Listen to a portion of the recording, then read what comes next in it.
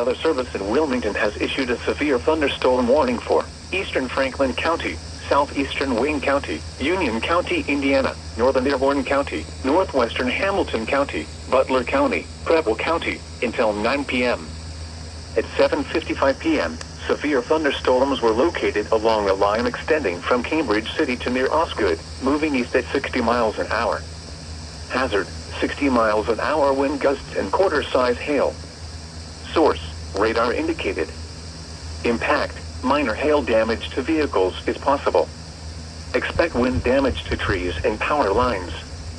Locations impacted include Goodwin's Corner, west of Flores, Abington, Morning Sun, Bright, St. Leon, Muttonville, Mount Healthy, Boston, Camden, Dry Ridge, Blue Jay, Riley, College Corner, Brookville, Logan, Dunlap, New Haven, Sugar Valley, and Lawrenceville.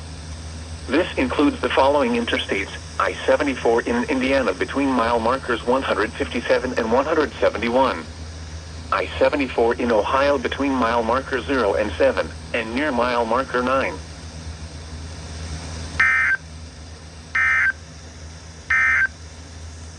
Now here is the